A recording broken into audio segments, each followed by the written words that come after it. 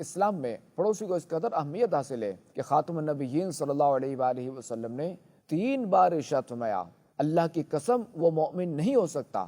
صحابہ کرام علیہم رضوان نے عرض کی یا رسول اللہ صلی اللہ علیہ وآلہ وسلم وہ کون ہے؟ آپ علیہ الصلوۃ والسلام نے ارشاد فرمایا جس کی برائیوں سے اس کا پڑوسی محفوظ نہ رہے۔ دین اسلام نے پڑوسیوں کا احساس کرتے ہوئے کسی شخص کے کامل مؤمن ہونے اور نیک و بد ہونے کا معیار اس کے پڑوسی کو مقرر فرمایا۔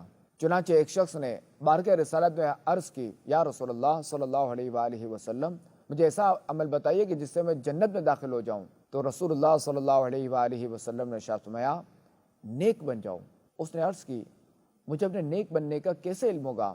آپ علیہ الصلوۃ والسلام نے ارشاد فرمایا اپنے پڑوسیوں سے پوچھو، اگر وہ تمہیں نیک کہیں تو تم نیک ہو اور اگر وہ برا کہیں تو تم برے ہی ہو۔ یوں ہی اسلام کی پاکیزہ تعلیمات ایسے شخص کو کامل ایمان والا قرار نہیں دیتی جو خود تو پیٹ بھر کر سو جائے اور پڑوسی کا احساس نہ کرے، اس کا پڑوسی بھوکا رہے۔ چنانچہ رسول کریم صلی اللہ علیہ وآلہ وسلم نے ارشاد فرمایا جو خود شکم سیر ہو اور اس کا پڑوسی بھوکا ہو وہ ایماندار نہیں۔ اے عاشقان رسول، پڑوسیوں سے حسن سلوک تکمیل ایمان کا ذریعہ جبکہ انہیں ستانا، تکلیف پہنچانا اور بدسلوکی کے ذریعے ان کی زندگی کو اجیرن بنا دینا، دنیا و آخرت میں نقصان کا حقدار بننا اور رسول اللہ صلی اللہ علیہ وآلہ وسلم کو تکلیف پہنچانے کے مترادف ہے۔